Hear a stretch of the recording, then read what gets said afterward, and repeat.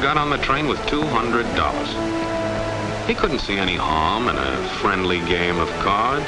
What if the other men were strangers? And take Joe Collins.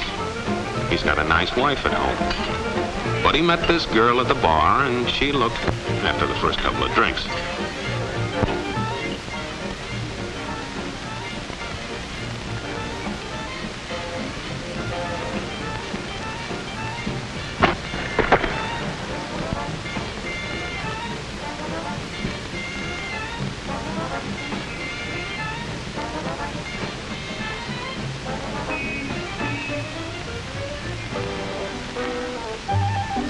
There's a good old-fashioned word for people like this. We call them suckers.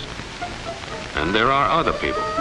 People who stay up nights figuring out how to take away what they've got. There are all kinds of games. Mike here, for instance. He's got everything in me. He's young, he's healthy, got a job. And he's got plenty of food. Big factories to make things a man can use. Big cities to do the business of a big company. And people, lots of people.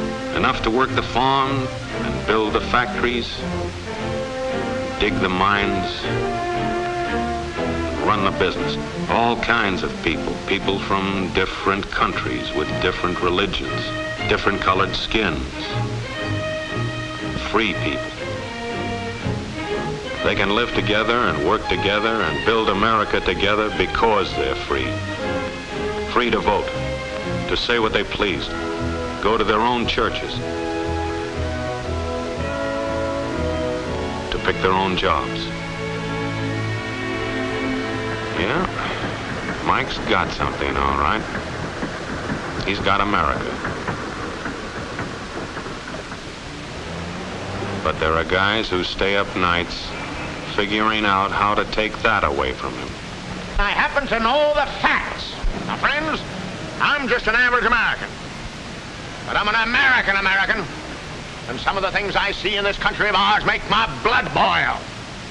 I see people with foreign money. I see Negroes holding jobs that belong to me and you. Now, I ask you, if we allow this thing to go on, what's going to become of us real Americans? I've heard this kind of talk before, but I never expected to hear it in America. This fellow seems to know what he's talking about. What are we real Americans going to do about it? You'll find it right here in this little pamphlet. The truth about Negroes and foreigners. The truth about the Catholic Church. Do you believe in that kind of talk? I don't know, makes pretty good sense to me. And I tell you, friends, we'll never be able to call this country our own until it's a country without. Without what? Yeah, without what? Without Negroes. Without alien foreigners. Without Catholics. Without Freemasons. You know these people. What's wrong with the Masons? I'm a Mason. Hey, that fellow's talking about me. And that makes a difference, doesn't it? These are your enemies. These are the people who are trying to take over our country. Now you know them. You know what they stand for. And it's up to you and me to fight them. Fight them and destroy them before they destroy us. Thank you.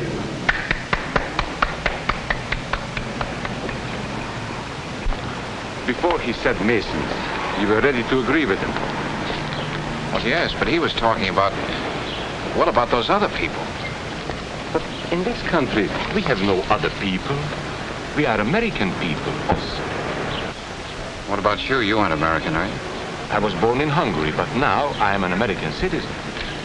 And I have seen what this kind of talk can do. I saw it in Berlin. What were you doing there? I was a professor at the university. I heard the same words we have heard today. But I was a fool then. I thought Nazis were crazy people, stupid fanatics. But unfortunately, it was not so. You see, they knew that they were not strong enough to conquer a unified country. So they split Germany into small groups. They used prejudice as a practical weapon to cripple the nation. Of course, that was not easy to do. They had to work hard to do it. You see, we human beings are not born with prejudices. Always they are made for us. Made by someone who wants something. Remember that when you hear this kind of talk. Somebody is going to get something out of it, and it isn't going to be you. This is not classroom theory. I saw it happen. I saw it first in Berlin in 1932. 5 young men that I knew were standing in the crowd listening to the Nazi speaker. Eric was a Catholic.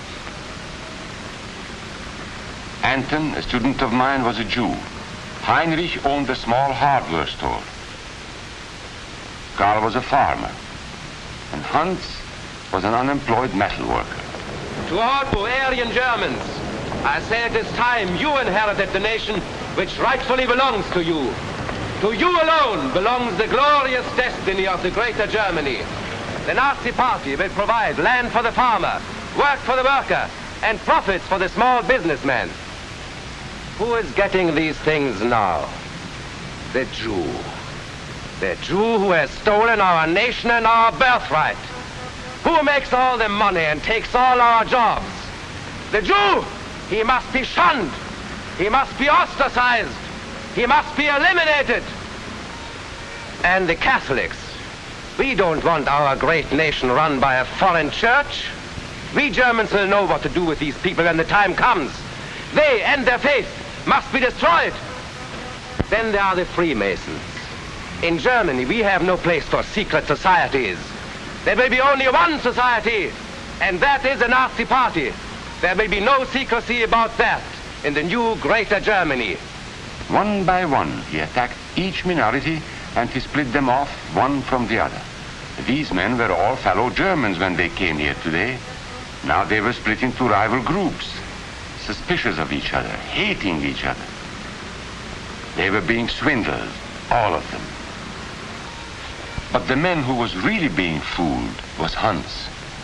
He was pure German, according to Nazi standards. To him they promised everything, and he fell for it. That's how Hans became a Superman.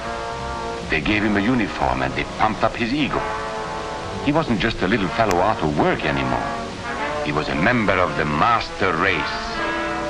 Hans and thousands of others like him, all playing a sucker's game. They gambled with other people's liberty, and of course they lost their own. A nation of suckers. Hitler needed these people. There was lots of work to be done.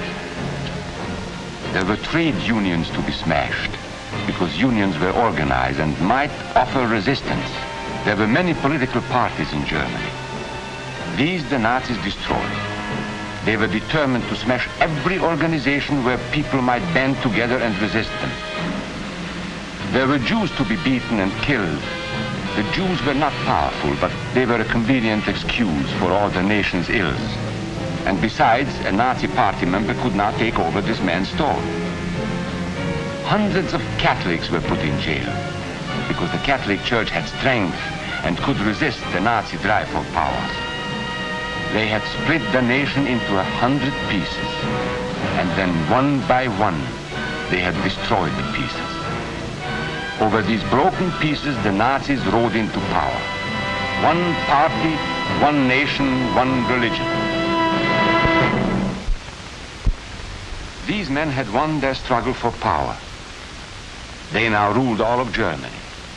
But still they had trouble with their oldest and most persistent enemy, the truth. They found that truth does not die easily, and so they decided to abolish truth. One great source of truth is literature, so they burned books, 20 million of them. Many great men in Germany who were spokesmen for truth were jailed or driven from their country. Teachers, writers, scientists. Education was discouraged. In 5 years, college attendance dropped 53%. It was forbidden to listen to a British radio program or read an American newspaper. In Nazi Germany, you had to get your information from Dr. Goebbels. He knew what was best for you. The church was one force in Germany still strong enough to proclaim the truth in public. This Catholic priest was arrested the following day on charges of immorality. The Protestant church also continued to try and fight for truth. The Nazis put this man in a concentration camp. There were others who spoke for truth, and I am proud to say that educators were among them. And what, may I ask, is an Aryan? I don't know myself. But let us see what our present so-called authorities have to say about it. They say he is tall,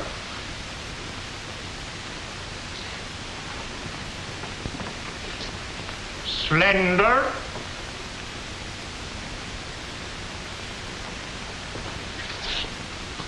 blue-eyed,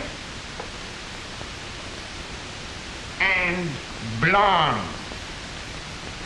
There is no Aryan race. And more important, there is no master race. There are people who may find these ideas convenient, but science cannot support them. There is no scientific proof that there's any correlation between a man's racial characteristics and his native ability or character. In all racial groups, we find the same range of potentialities. We find idiots and geniuses. We find criminals and philanthropists. We must judge each man as an individual and not by the color of his skin or his eyes or by the length of his nose.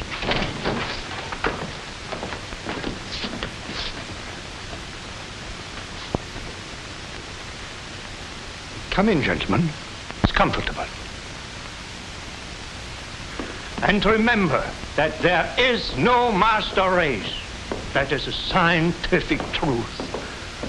Anyone who tells you otherwise is lying.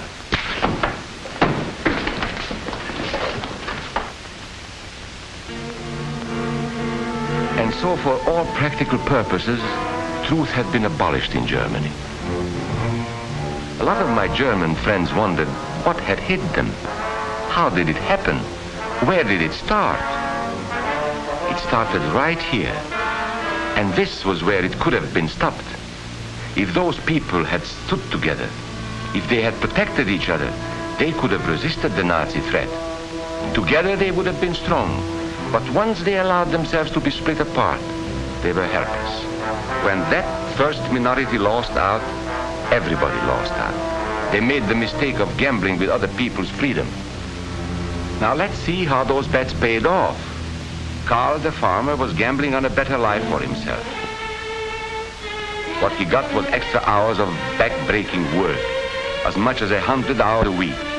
He was forced to stay on his land and produce what he was told to produce, because now Hitler was preparing for war. For Heinrich, who owned a hardware store, the bet didn't pay off either. 104,000 small businesses were closed in 2 years. And for Hans, conditions hadn't improved any. He had a job now in the munitions factory, but he worked long hours for little pay. The working conditions grew increasingly bad. And even though he didn't like the job, he wasn't permitted to leave it. And when Hitler decided the time was right, Germany went to war. Not by declaring war, but by a carefully prepared sneak attack. Once again, Hitler needed Hans to do his dirty work. Hans was an expert at brutality this time, and Hitler had decided to use Hans and his brutality against other peoples, the Czechs, the Poles, the French, the Russians. But in the crucial test of war, Hitler's race theories didn't pay off.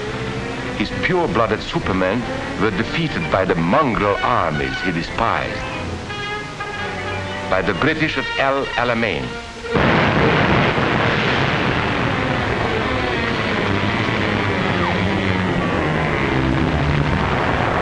by the Russians at Stalingrad,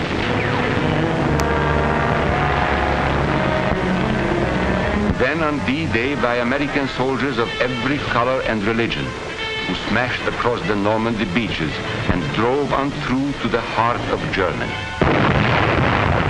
For the misguided Germans who had swallowed the Nazi bait, the Nazi game did not pay off.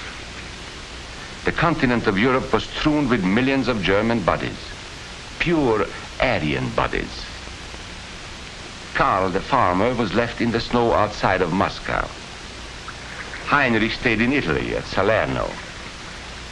And Hans, who was going to rule the world, got only a little patch of Normandy that he could call his own.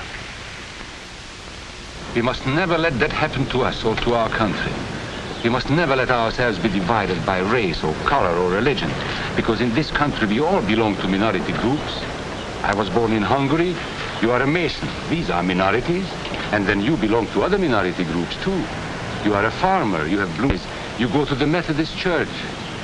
Your right to belong to these minorities is a precious thing.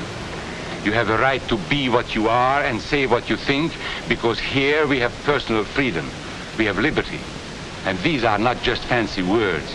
This is a practical and priceless way of living. But we must work at it.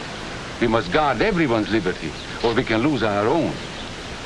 If we allow any minority to lose its freedom by persecution or by prejudice, we are threatening our own freedom. And this is not simply an idea. This is good, hard common sense. You see, here in America is not a question whether we tolerate minorities. America is minorities. And that means you and me.